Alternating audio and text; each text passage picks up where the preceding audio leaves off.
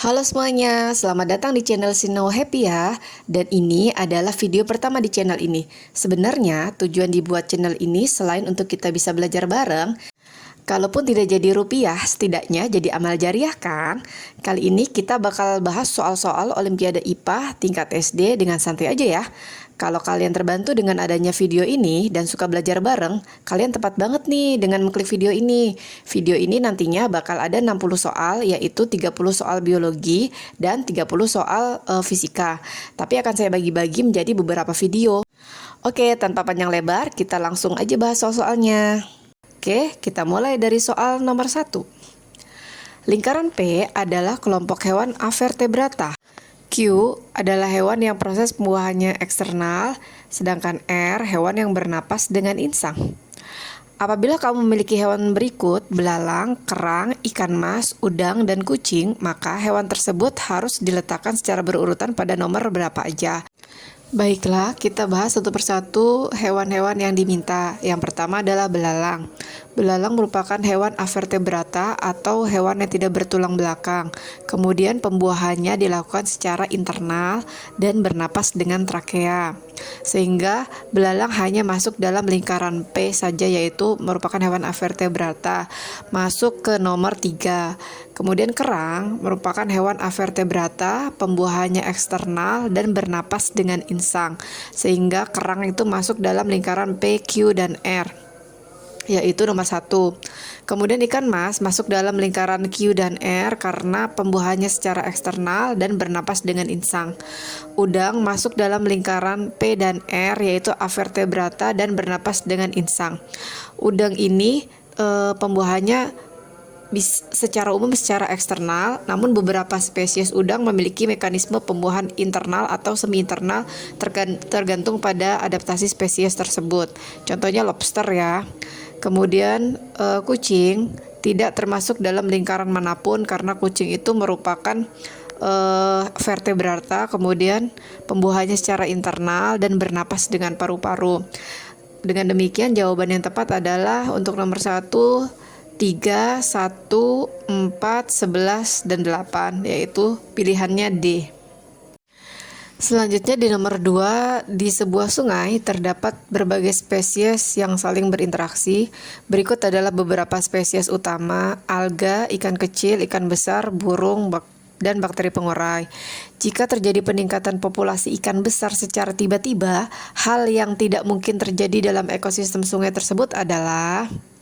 Yuk kita bahas. Ekosistem sungai itu terdiri dari alga. Alga itu berperan sebagai produsen utama dalam ekosistem sungai. Kemudian ikan kecil berperan sebagai konsumen primer atau biasa disebut dengan konsumen tingkat 1 yang memakan alga. Kemudian ikan besar berperan sebagai konsumen sekunder atau bisa disebut juga konsumen tingkat 2 yang memakan ikan-ikan kecil. Kemudian burung berperan sebagai konsumen tersier, memakan ikan besar. Kemudian terakhir bakteri pengurai yang menguraikan sisa-sisa organik. Jika populasi ikan besar meningkat, maka kemungkinan jawaban A, populasi ikan kecil menurun, itu benar ya, karena lebih banyak ikan besar yang memangsa ikan kecil. Kemudian yang pilihan B, populasi bakteri pengurai meningkat, juga benar karena lebih banyak sisa-sisa ikan kecil mati yang perlu diuraikan. Kemudian populasi alga meningkat, itu benar karena tekanan pemangsa dari ikan kecil berkurang. Yang D, populasi burung meningkat, itu tidak mungkin karena burung memakan ikan besar dan peningkatan ikan besar tidak langsung menyebabkan peningkatan dari populasi burung tersebut. Sehingga jawaban yang tepat untuk soal nomor 2 adalah D, yaitu populasi burung mungkin akan meningkat karena lebih banyak ikan besar untuk dimangsa gitu ya. Lanjut ke nomor 3, ada soal hutan di suatu daerah tropis telah mengalami kerusakan parah akibat penebangan liar dan kebakaran. Para ilmuwan dan komunitas lokal sedang berusaha untuk melakukan rehabilitasi dan restorasi hutan tersebut. Pernyataan berikut merupakan manfaat usaha rehabilitasi dan restorasi hutan tropik kecuali... Baiklah, sebelum kita membahas satu persatu pilihan A, B, C, dan D, saya jelaskan dulu apa itu rehabilitasi hutan dan restorasi hutan.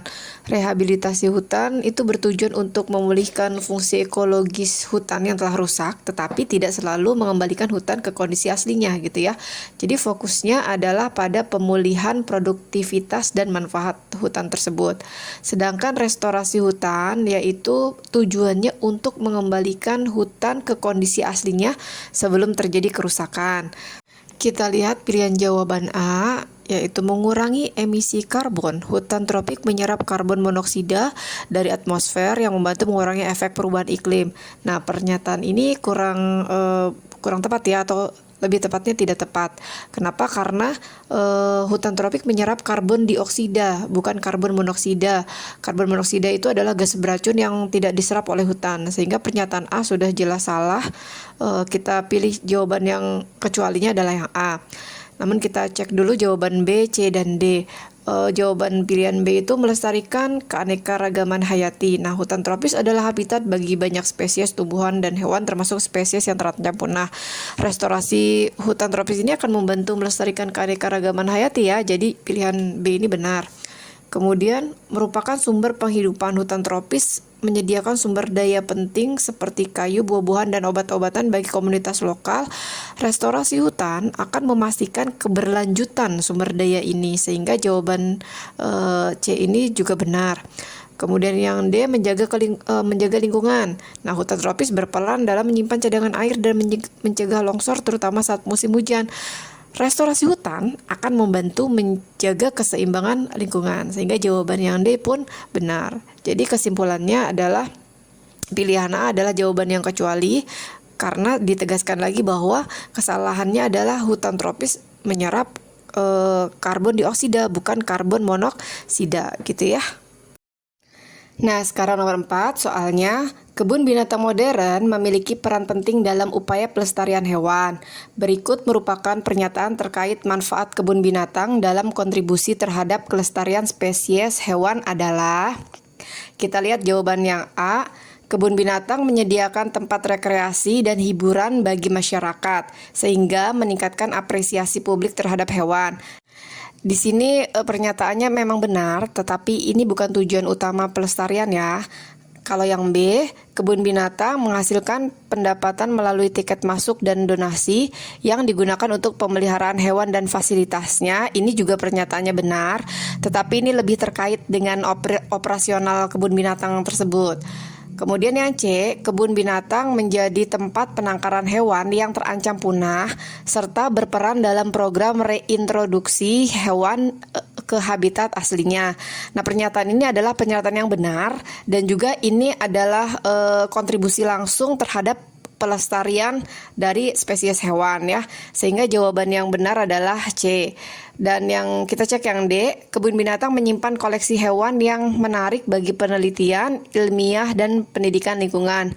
Kemudian jawaban yang D ini juga benar, tetapi ini lebih terkait dengan pendidikan dan penelitian.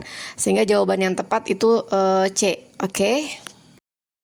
Kemudian pertanyaan nomor 5, berikut merupakan pernyataan yang tepat terkait dampak positif penggunaan plastik secara bijaksana terhadap pengurangan sampah plastik di lingkungan adalah, gitu ya, kita bahas. Untuk jawaban A, menggunakan plastik sekali pakai lebih sering karena harganya murah dan mudah didapatkan. Nah, ini tidak bijaksana. Kenapa? Karena meningkatkan sampah plastik itu sendiri, gitu ya. Kemudian kita cek jawaban yang B, menggunakan kembali kantong plastik dan wadah plastik untuk keperluan sehari-hari sehingga mengurangi jumlah plastik yang dibuang. Nah, ini merupakan pernyataan yang bijaksana karena mengurangi jumlah plastik yang dibuang gitu ya. Di sini kita langsung pilih jawabannya yang B ya. Tapi kita cek dulu yang C dan D. C, menggunakan plastik dalam semua aspek kehidupan karena plastik adalah bahan yang serbaguna dan tahan lama. Nah, ini juga tidak bijaksana ya. Kenapa? Karena meningkatkan ketergantungan pada plastik. Kemudian yang D, membuang plastik ke tempat sampah dengan benar sehingga tidak mengotori lingkungan. Nah, ini bijaksana, akan tetapi tidak secara langsung mengurangi penggunaan plastik gitu ya. Jawaban yang tepat adalah B, yaitu menggunakan kembali kantong plastik dan wadah plastik untuk keperluan sehari-hari sehingga mengurangi jumlah plastik yang dibuang. Oke. Oke, kita lanjutkan ke soal nomor 6, yaitu Ika memiliki sel darah putih sebanyak 5 kali dari jumlah sel darah putih orang normal. Berikut merupakan beberapa kemungkinan yang menyebabkan hal tersebut kecuali pilihannya yang A, adanya infeksi bakteri pada tubuh Ika. Nah, kita analisis ya pilihan A ya. Infeksi bakteri itu ternyata dapat menyebabkan peningkatan jumlah sel darah putih. Sebagai apa? Sebagai respon sistem kekebalan tubuh. Maka pernyataan ini adalah pernyataan yang mungkin terjadi. Penyebab sel darah putih Ika itu berlipat menjadi 5 kali gitu ya. Pilihan B, Ika sedang mengalami reaksi alergi. Oke, kita analisis juga ya pernyataan B ya. Oh, ternyata reaksi alergi ini juga dapat memicu nih peningkatan sel darah putih, terutama eosinofil, sebagai respon terhadap alergen. Maka pernyataan ini juga benar, ini adalah penyebab yang mungkin gitu ya. Kemudian yang C, Ika mengalami defisiensi zat besi. Nah, kalau defisiensi zat besi biasanya menyebabkan anemia yang ditandai apa? Dengan penurunan sel darah merah, bukan peningkatan sel darah putih gitu ya. Maka pernyataan C ini tidak benar. Ini tidak menyebabkan peningkatan sel darah putih. Kemudian pilihan yang D, kita cek juga, terdapat sel kanker pada tubuh Ika. Beberapa jenis kanker seperti leukemia memang dapat menyebabkan peningkatan jumlah sel darah putih gitu ya. Sehingga pernyataan yang D ini juga benar. Ini adalah penyebab yang mungkin gitu ya. Sehingga pilihan yang kita pilih adalah yang C gitu ya. Nah, untuk nomor 7 ini kita diberikan gambar dengan pertanyaan, penyakit yang disebabkan oleh kelompok organisme tersebut adalah, nah dari gambar ini menunjukkan bakteri berbentuk batang ya, Bacillus, yang merupakan bakteri yang mirip dengan Mycobacterium tuberculosis, yaitu bakteri yang menyebabkan penyakit tuberkulosis atau TBC, sehingga jawaban yang kita pilih adalah yang B. Sedangkan untuk pilihan yang A, demam berdarah. Nah, demam berdarah itu disebabkan oleh virus dengue ya, yang disebarkan oleh nyamuk Aedes aegypti. Kemudian malaria itu disebabkan oleh parasit Plasmodium yang disebarkan oleh nyamuk Anopheles. Kemudian COVID-19 itu disebabkan oleh virus SARS ya. Soal nomor 8, pertanyaannya, vaksin polio merupakan jenis vaksin yang dapat diberikan melalui mulut atau oral dan melalui suntikan. Namun, tidak semua vaksin dapat diberikan melalui mulut atau oral. Berikut merupakan beberapa faktor yang menentukan apakah suatu vaksin dapat diberikan melalui mulut atau tidak, kecuali gitu ya. Apakah suatu vaksin itu dapat diberikan melalui mulut atau tidak? Kita itu perlu mempertimbangkan beberapa faktor. Kita lihat ya pilihan di jawaban yang A misalkan ya. Yang A itu volume atau dosis vaksin yang akan diberikan. Nah, kita cek ya, volume atau dosis vaksin itu apakah dapat mempengaruhi apakah vaksin tersebut dapat diberikan secara oral atau tidak. Nah, dosis yang terlalu besar mungkin tidak praktis untuk diberikan melalui oral atau mulut gitu ya. Sehingga jawaban yang A itu oke ya, dia mempengaruhi. Kemudian kita cek jawaban yang B, lokasi tempat serangan bakteri atau virus tersebut. Nah, jika patogen itu menyerang saluran pencernaan, misalkan ya, vaksin oral mungkin lebih efektif karena dapat merangsang kekebalan lokal di saluran pencernaan, sehingga lokasi atau tempat juga itu mempengaruhi vaksin itu diberikan secara oral atau tidak, gitu kan. Kemudian yang C, kemampuan vaksin melewati saluran pencernaan. Oke. Nah, vaksin oral harus mampu bertahan di lingkungan asam lambung kan, dan enzim pencernaan untuk mencapai targetnya dan memicu respon imun, sehingga kemampuan vaksin ini juga mempengaruhi apakah diberikan secara oral atau tidak gitu kan. Nah, jawaban yang terakhir harusnya D itu tidak mempengaruhi. Kita cek ya jawaban D ya. Laju reaksi antibodi yang diinginkan. Nah, laju reaksi antibodi itu biasanya tidak menjadi faktor penentu dalam memilih rute pemberian vaksin oral atau suntik gitu ya.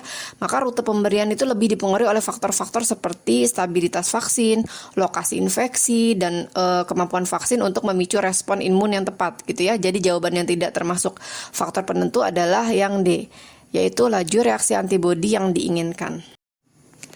Nah, sampai di sini dulu pembahasan kita kali ini ya. Teruslah belajar dan eksplorasi hal-hal baru. Biar nggak ketinggalan video selanjutnya, jangan lupa like, komen, dan subscribe channel ini. Sampai jumpa di video berikutnya.